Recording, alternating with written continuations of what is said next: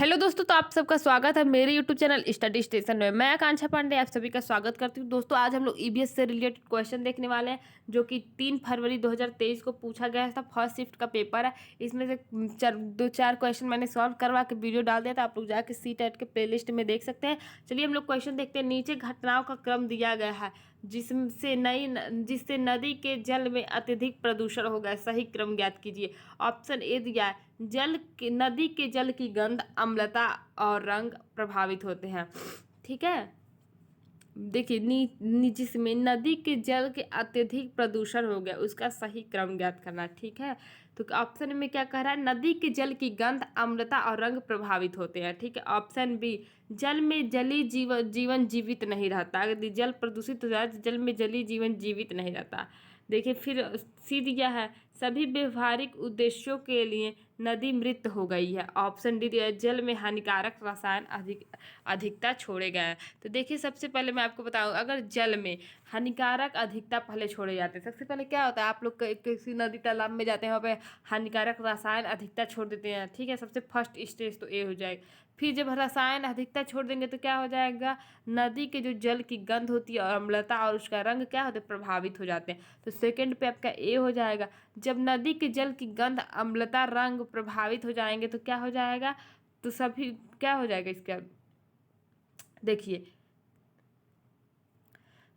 मृत, सभी व्यवहारिक उद्देश्यों के लिए नदी मृत हो गई है। तो ये लास्ट स्टेज रहेगा। तो फिर थर्ड स्टेज क्या हो जाएगा, बी हो जाएगा। तो इस तरह से डी, ए, बी और सी।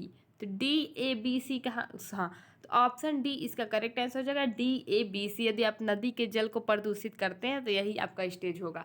चलिए क्वेश्चन नंबर 6 देखते हैं। क्वेश्चन नंबर 6 दिया है, निम्नलिखित में से कौन से पौधों का प्रवर्धन बीजों द्वारा होता है। तो ऑप्शन ए दिया गन्ना, आलू, पत्ता गोभी। ऑप्शन बी दिया चावल, गेहूं, ओट्स। ऑप्शन सी दिया आलू, गुलाब, गन्ना। और ऑप्शन बी डी दिया है गेहूं, गन्ना, चावल। तो देखिए गेहूं पौधों के प्रवर्धन बीजों द्वारा होता है, किसमें होता है, तो ऑप्शन बी में होता है। चावल, गेहूं, ओट्स में जो पौधों का प्रवर्धन होता है बीजों द्वारा होता है, इसलिए ऑप्शन बी करेक्ट आंसर हो जाएगा। देखिए बीजों द्वारा प्रवर्धन मतलब होता है तो क्या होता है, जब बीजों से पौधे तैयार किए जाते हैं तो बीजों द्वारा प्रवर्धन कहलाता है। कायिक प्रवर्धन मीन्स जड़, तना, पत्ती, शाखा, कली पौधे के अंग होते हैं। इनके किसी भी अंग से जो नया पौधा तैयार किया जाए उसे कायिक प्रवर्धन कहते हैं। क्वेश्चन नंबर 7 देखिए, निम्नलिखित में से कौन सा भोजन उस राज्य के लोगों का मुख्य भोजन है जहाँ से पीवी सिंधु संबंध रखती हैं। तो ऑप्शन ए दिया इडली, चटनी, चावल, सांभर। ऑप्शन बी दिया रोटी, दाल, सब्जी, आलू पराठा। ऑप्शन सी दिया है रोटी, सांभर, बांस की कड़ी, मछली कड़ी या फिर फिश कड़ी।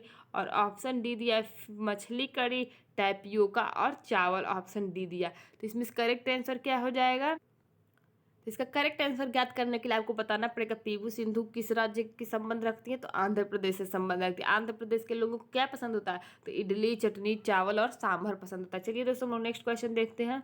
हाँ, मैं आपको एक बात बता दूं, टोक्यो ओलंपिक 2020 में पीवी सिंधु ने बैडमिंटन प्रतियोगिता में कांस्य पदक अपने नाम किया था। पीवी सिंधु का संबंध भारत के आंध्र प्रदेश राज्य से। यहाँ का मुख्य भोजन इडली, चटनी, चावल और सांभर है। क्वेश्चन नंबर आप लोग 8 देखिए, एक मिनट में आप लोग को ये बता दूं, गोवा के मुख्य भोजन क्या है, तो नारियल के तेल में पकाई गई समुद्री मछली गोवा में लोकप्रिय है। केरल में उबले हुए टैपियोका को नारियल का उपयोग करके बनाई जाती है, जो किसी भी करी के साथ केरल में लोकप्रिय रूप से भोजन के तौर पर खाया जाता है। जम्मू कश्मीर में सरसों के तेल में पकाई गई मछली ही जम्मू कश्मीर में लोकप्रिय है। ओके, सरसों के तेल में जम्मू कश्मीर में, नारियल के तेल में गोवा में, और केरल में टैपियोका मुख्य रूप से खाई जाती है। ठीक है, क्वेश्चन नंबर 8 देखिए, ए की दो बहनें हैं बी और सी। ए की दो बहनें हैं बी और सी।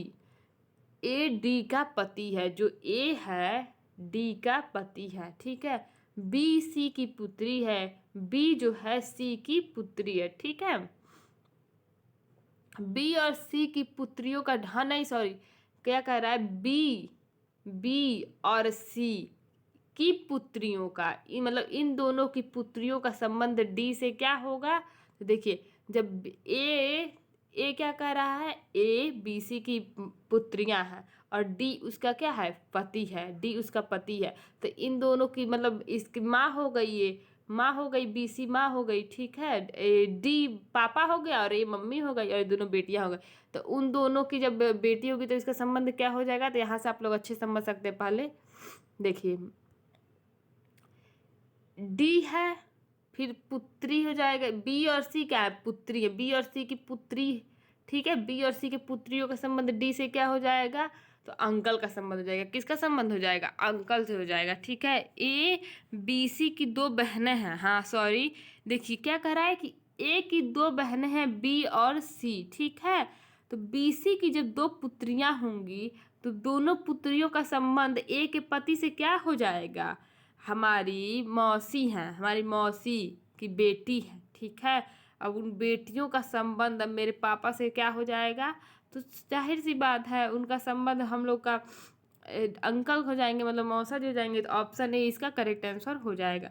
चलिए नेक्स्ट क्वेश्चन देखते हैं। क्वेश्चन नंबर 9 है, निम्नलिखित में से किसकी वायु द्वारा फैलने की संभावना है, तो ऑप्शन ए दिया सूरजमुखी, ऑप्शन बी दिया मदार, ऑप्शन सी दिया मैंगो और ऑप्शन डी दिया जेनिथियम। तो कौन मदार हवा के द्वारा फैलता है, तो जो मदार का फूल होता है वो हवा के द्वारा उड़ जाता है, उड़ उड़ के मतलब उड़ के जहाँ भी ज़मीन में जाता है वहाँ पे एक नए पौधे का निर्माण कर देता है जब उसके अनुकूल पर्यावरण होता है। तो इसलिए ऑप्शन बी इसका करेक्ट आंसर हो जाएगा।